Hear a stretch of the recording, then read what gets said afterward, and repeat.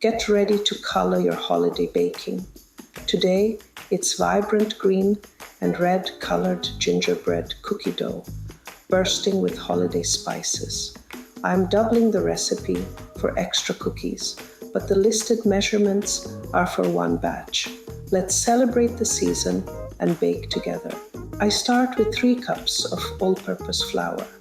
This is the foundation of our dough, giving it the structure we need for those perfect cutout shapes. Next, I add 3/4 of a teaspoon of baking soda. This gives the cookies just the right lift, so they bake up soft but sturdy. Then I add 1/2 teaspoon of salt. A small amount goes a long way in balancing the sweetness and enhancing all the flavors.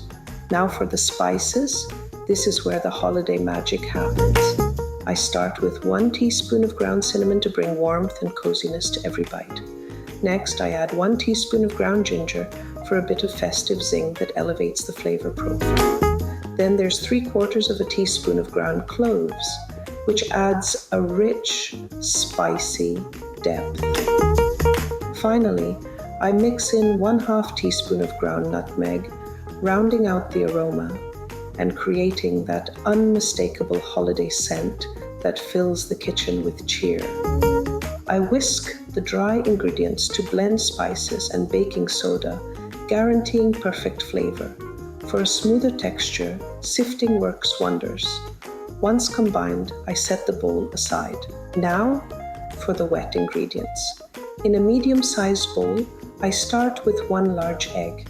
Making sure it's at room temperature ensures the dough blends more smoothly and improves its overall structure and texture. Next, I add 1 teaspoon of vanilla extract. This ingredient brings warmth and depth to the dough, tying all the flavors together in every bite. Finally, I pour in 1/2 cup of maple syrup. Its caramel-like sweetness and festive amber hue add an extra dose of holiday cheer. As a quick note, I'm preparing a double batch in this video to keep up with my holiday baking frenzy. However, the recipe measurements listed here are for a single batch, making it easier for you to adjust as needed. Each batch has its own charm, so feel free to double up if you're in the holiday spirit and want extra cookies for gifting or indulging. For healthier substitutions or ingredient tips, don't forget to visit my blog post linked in the description. I use a hand whisk to thoroughly mix the wet ingredients first. Whisking by hand not only combines everything evenly, but also lets me keep an eye on the consistency to ensure it's just right. If you don't have a whisk handy, a sturdy fork works just as well in a pinch. After a few extra whisks to make sure everything is perfectly blended, I set the bowl aside, ready for the next step. Here's where the magic happens. I whisk the red food coloring into the wet ingredients at the perfect stage, right at the end. This ensures the color blends seamlessly without overmixing the dough later. For a soft pink tone, I use 1 teaspoon of coloring. For a bold festive red, 2 teaspoons does the trick. And if you're craving an even richer hue, feel free to add a bit more. After all, holiday cookies are all about making a statement. Incorporating the dye into the wet mixture this stage not only keeps the process smooth, but also prevents those pesky streaks in the final dough. Whisking in the food coloring feels a bit like stepping into art class again, but this time, my creation is deliciously edible. I grab my trusty hand whisk and start blending, mixing with purpose, but keeping the mood light and fun. If you don't have a whisk handy, no worries. A sturdy fork works just as well. Just channel your inner artist and give it some enthusiastic wrist action. As I mix, I make sure to scrape down the sides of the bowl to ensure every drop of liquid takes on that vibrant, festive hue. If I feel like the red could be a little deeper, I don't hold back. I add a bit more food coloring without hesitation. More color equals more holiday cheer, right? By the time I'm done, the mixture is a stunning smooth red, perfectly ready for the next step. Honestly, it's so beautiful, I almost want to pause and admire it, but not for too long. With the wet ingredients perfectly prepped, I set the bowl aside, ready to move on and turn this colorful masterpiece into delicious cookies. Next up, creaming the butter and sugar, a crucial step for achieving that perfect cookie dough consistency. For this task, I turned to my KitchenAid 7-quart stand mixer. And here's why. It's a powerhouse when handling thicker doughs, especially during my holiday bake-in frenzy when I'm doubling recipes. Its large capacity saves both the mixer and me from overworking, keeping the process smooth and effortless. To start, I add 3/4 of a cup of unsalted butter, softened to room temperature, into the mixing bowl. Softened butter is essential. It blends seamlessly and helps create a smooth, fluffy texture. If you're not sure how to get your butter perfectly softened without melting it, head over to my blog post, where I share 3 foolproof ways to soften butter. A total game changer for recipes like this. Next, I add 1/2 cup of packed brown sugar. This ingredient brings a subtle molasses-like sweetness that enhances the cookie's flavor, while also keeping them soft and tender. Together, these 2 ingredients are the foundation for a buttery, melt-in-your-mouth cookie. Using the paddle attachment, I start the mixer on low speed to avoid a sugar cloud, then gradually increase to medium. I let it cream for about 2 to 3 minutes until the mixture is light and fluffy. This step is non-negotiable. It's what gives the cookies their tender, buttery texture. About halfway through, I pause to scrape down the sides of the bowl with a silicone spatula. This ensures every last bit of butter and sugar is fully incorporated. Trust me, taking this small extra step makes a world of difference when it comes to achieving perfectly balanced dough.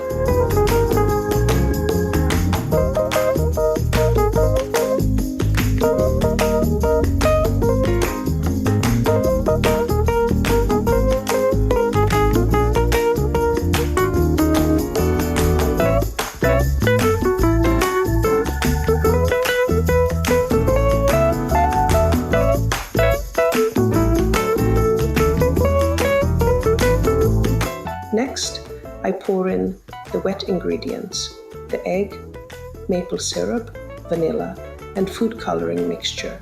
I start mixing on low speed to keep everything under control, then gradually increase to medium. This ensures the ingredients blend smoothly without any splashes or messes. In just a minute or so, the mixture transforms into a beautifully combined and vibrant base, ready to take on the dry ingredients.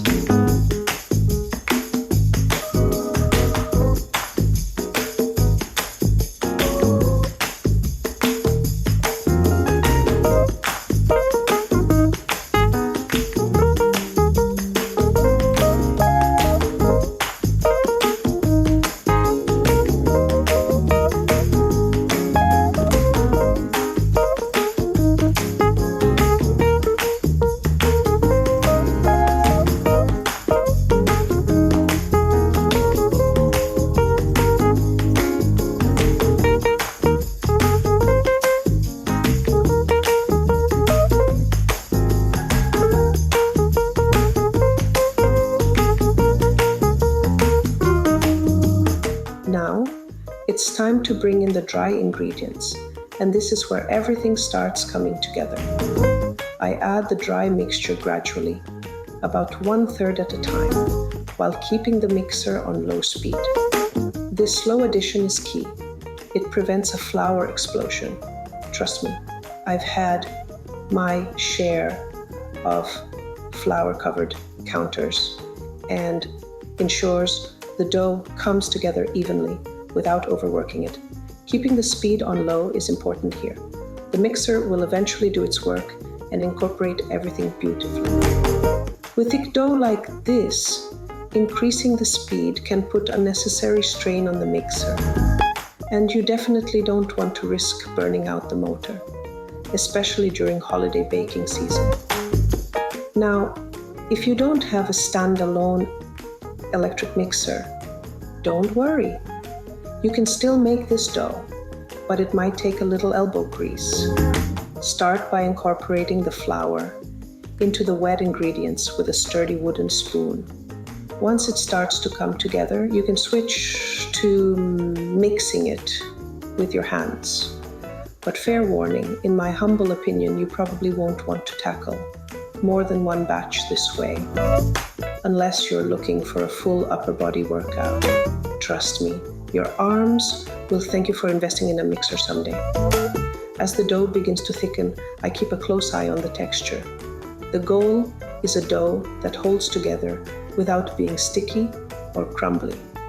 If it feels a little too sticky, I add a tablespoon of flour at a time, letting it mix in completely before deciding if it needs more.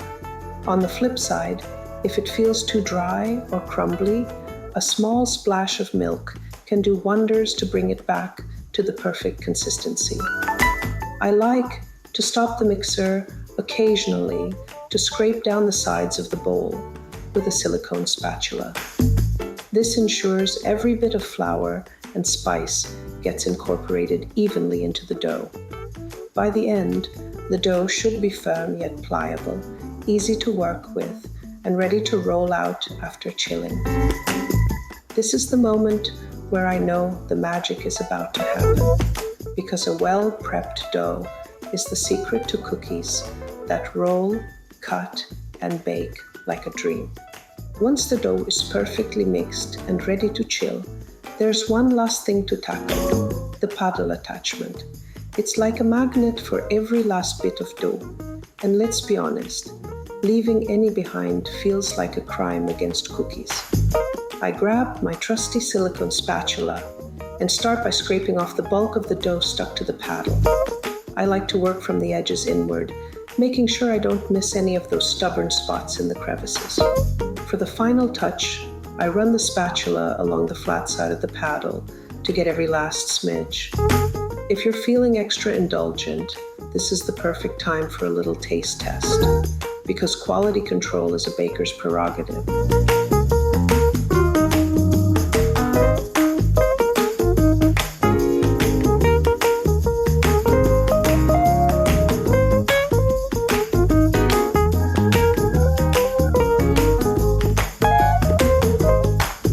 I lay out a large piece of food wrap on the table and scoop the dough onto it using a silicone spatula. Instead of shaping it into discs right away, I loosely wrap the dough first. Once it's partially enclosed, I press and shape it into a flat disc. This method keeps my hands clean and lets me move through the process more quickly. Of course, if you prefer to shape the dough into discs before wrapping, feel free to do so. This is just my personal preference. Depending on the size of your batch, you'll end up with 2 to 3 discs ready for chilling. This next step is non-negotiable. Into the refrigerator it goes for at least 1 hour. Chilling is a game changer. It firms up the dough, making it easier to handle and roll, while also helping the cookies hold their beautiful shapes during baking. Trust me, you don't want your festive cutouts turning into unrecognizable blobs in the oven. This simple step is the secret to picture-perfect cookies that are as easy to work with as they are delicious. If you're not planning to bake right away, you can also freeze the dough at this stage. To freeze, wrap each disc tightly in an additional layer of plastic wrap or aluminum foil to protect it from freezer burn. For extra convenience, I like to pop the wrapped discs into a freezer-safe zip-top bag and label them with the date and the type of dough. Trust me, this saves a lot of guesswork later. The dough can be frozen for up to 3 months. When you're ready to bake, simply thaw the discs overnight in the refrigerator and they'll be good to go. Personally, I never make cookies in one day. This is how I survive the holidays. I spread the process out over several days.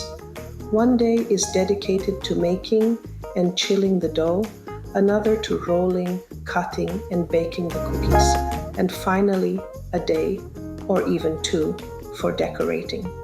It keeps things manageable, ensures the cookies turn out perfectly, and allows me to actually enjoy the process. After all, holiday baking should be festive, not stressful. By breaking it up, I can give each step the attention it deserves without feeling overwhelmed. Plus, it leaves me with enough energy to experiment with creative designs or try new decorating techniques. The best part? It turns holiday baking into a series of fun traditions rather than a rushed marathon. My family loves getting involved, especially on decorating day.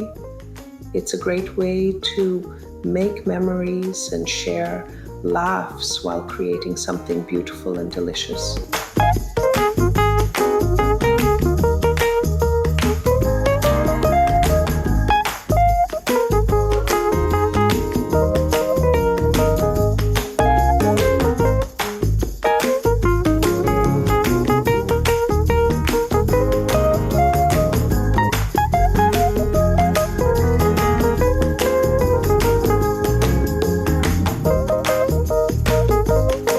Now that we've created our festive red gingerbread dough, it's time to bring out its holiday partner, vibrant green dough. These 2 colors together make for the most cheerful, eye-catching cookies that are perfect for any holiday gathering. Let's dive right into the green dough. And don't worry, the process is just as fun as the red. This recipe was inspired by a book I stumbled upon a few years ago, Modern Gingerbread by Sandra Munger. It completely changed how I approached gingerbread cookies, opening my eyes to endless possibilities for flavor and creativity. But I didn't stop there. That book sparked a gingerbread journey for me, and I went on to collect and experiment with even more unique gingerbread recipes for cutout cookies. You can find them all in my gingerbread playlist. It's like a treasure chest of holiday inspiration, from classic gingerbread to more adventurous flavors like orange and chocolate. There's something for everyone. These recipes have become staples in my holiday baking routine, and I'm so excited to share them with you. Trust me, once you try these creative twists, you'll never see gingerbread the same way again. I start by prepping the dry ingredients, which include all-purpose flour, a bit of baking soda for the perfect balance of lift, a pinch of salt to enhance the flavors, and warm spices like cinnamon, ginger, cloves, and nutmeg. I whisk these together in a medium bowl to make sure everything is evenly distributed. Whisking not only combines the ingredients, but also helps avoid any clumps of spice, ensuring every cookie is packed with consistent, delicious flavor.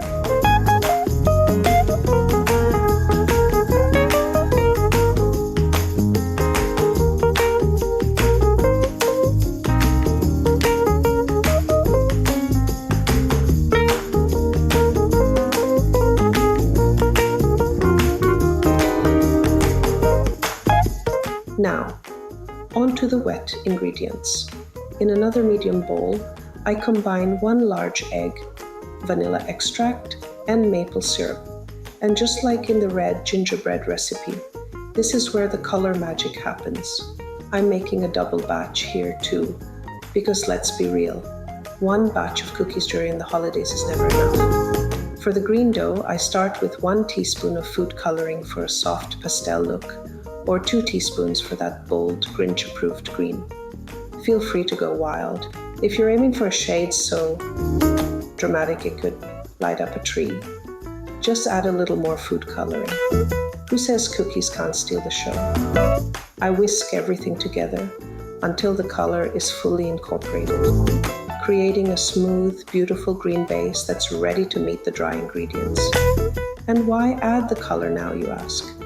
Mixing the food coloring with the wet ingredients first ensures the color spreads evenly throughout the dough. If you wait until the dough is fully mixed, it's like trying to decorate a Christmas tree after all the ornaments are packed away. Frustrating and messy. This step guarantees every cookie bakes up with the same gorgeous color, streak-free. Plus, watching the wet ingredients transform into that festive green is always a highlight. It's like turning your kitchen into a little holiday workshop, one whisk at a time.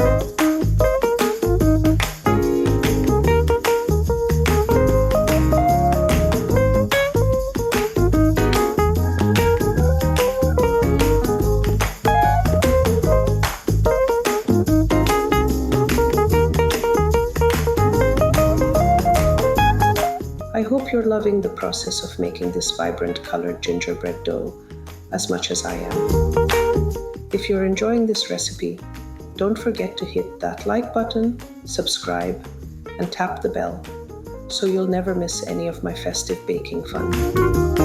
Do you have a favorite gingerbread recipe that holds a special place in your holiday traditions? Maybe a unique twist or a family recipe passed down through generations. I'd love for you to share it with me in the comments below. Let's swap ideas and keep the gingerbread magic alive. Here on my channel, I love blending food photography and cooking, inviting you into my kitchen to celebrate the art and joy of baking. From capturing cookie perfection to creating delicious recipes, I hope you feel inspired to bake something amazing too. Thanks for joining me on this holiday adventure. Let's roll out that dough and create some festive masterpieces.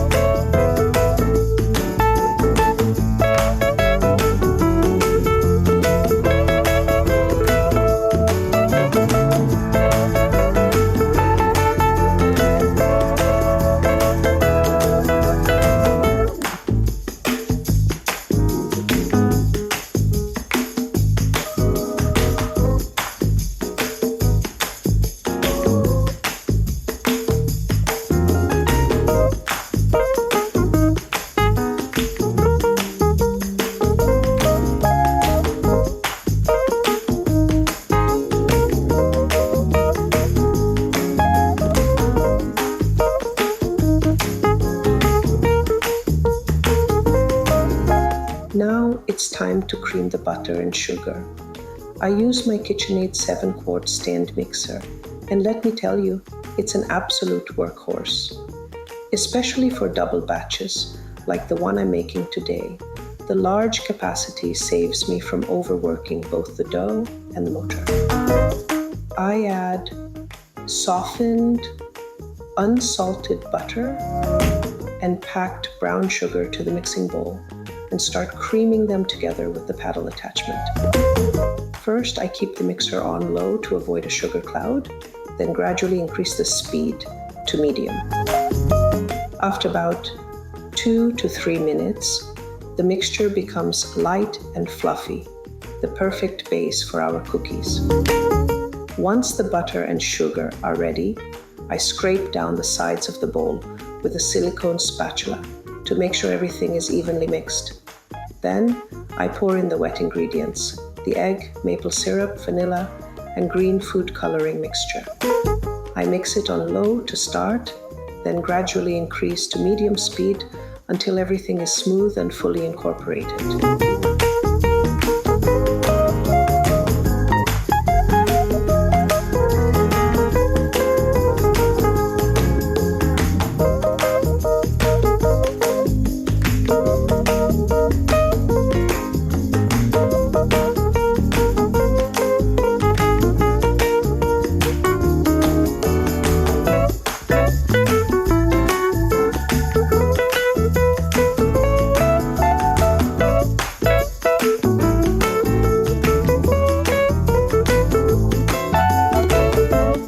In the midst of holiday baking, it's worth pausing to think about how you can make your gifts extra special without breaking the bank. Saving $1,000 on Christmas gifts might seem ambitious, but it's easier than you think when you incorporate thoughtful, homemade touches. Personalized gifts like festive cookie tins, filled with colored gingerbread cookies, or jars of homemade cocoa mix, not only save money, but also show your loved ones how much effort you've put into their presents. Trust me, these heartfelt treats will mean so much more than anything store-bought. And if you're wondering how to package these cookies beautifully without spending a fortune, I've got you covered. In another video, I'll teach you how to package your cookies on a budget. And trust me, they'll look so good no one will ever guess you didn't spend a fortune.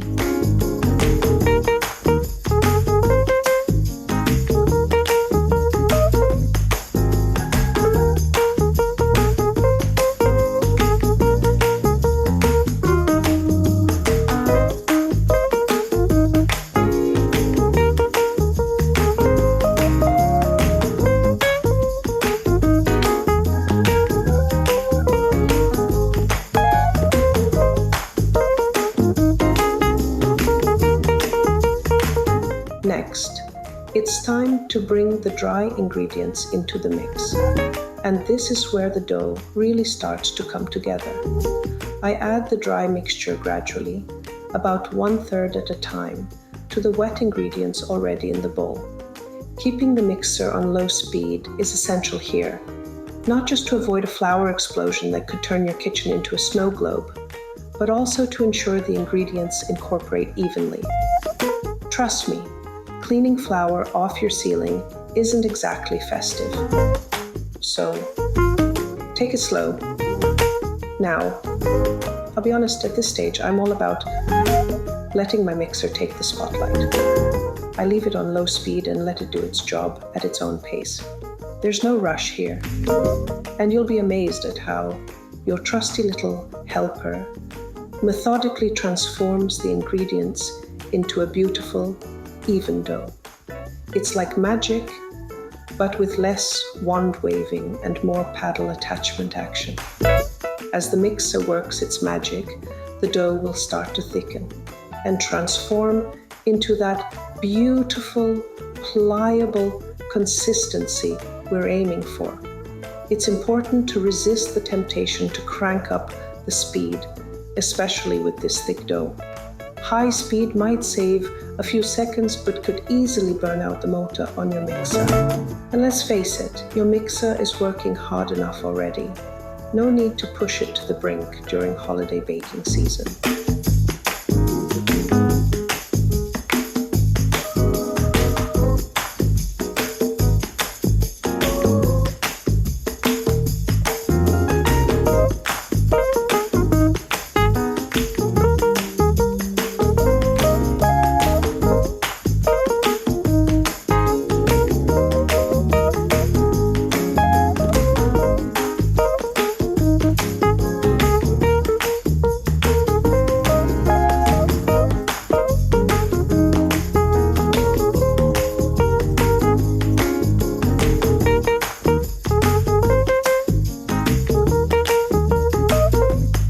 Once the dough reaches that perfect, smooth consistency, it's time to move on to wrapping it up.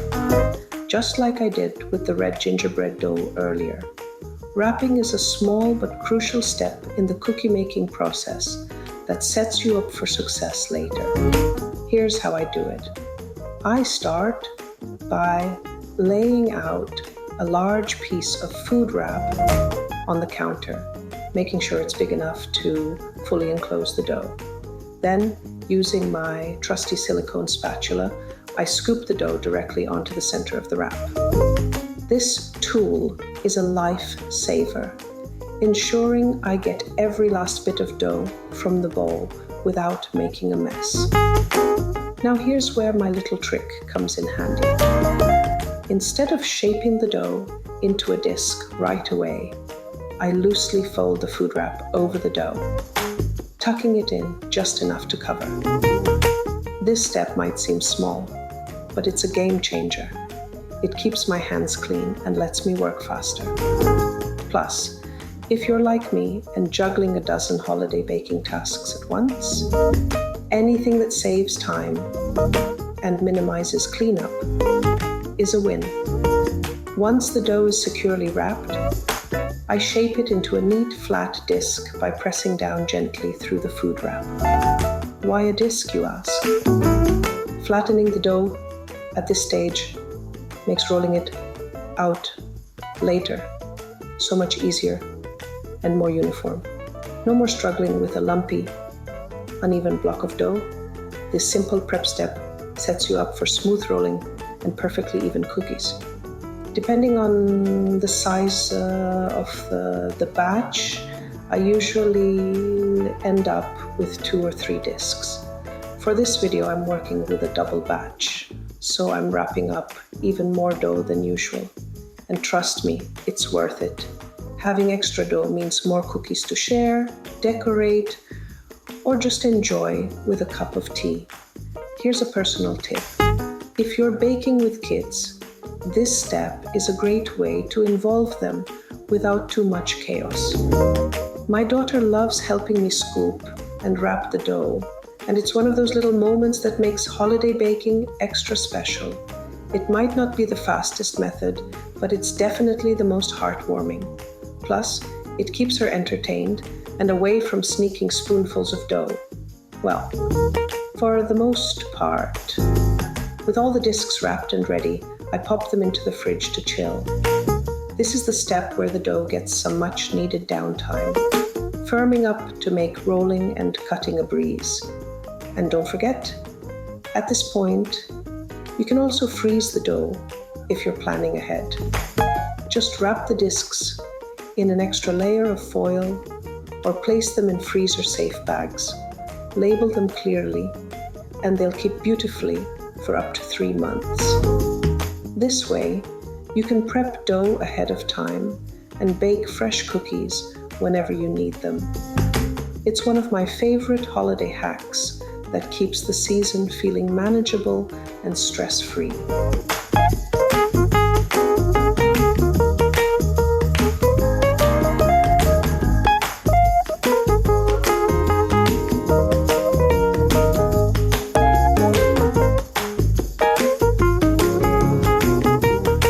Thank you so much for sticking with me through this cookie making adventure. I know it's a lot of steps, but hey, who needs the gym when you've got rolling pins and mixers, right? It's been such a joy sharing this festive process with you, and I hope you're as excited about these colorful cookies as I am. Whether you're baking for a cookie swap, a holiday party, or just because cookies make life better, which they do, I'm cheering you on from my kitchen. If you're feeling inspired and want to explore even more gingerbread magic, check out my classic gingerbread dough for cutout cookies recipe. It's a timeless favorite, packed with warm spices and perfect for creating beautifully detailed cookies. You can find it on my blog or in my gingerbread playlist. Happy baking! Now, go make some magic, and don't forget to snack on a few along the way. After all, taste testing is a baker's duty.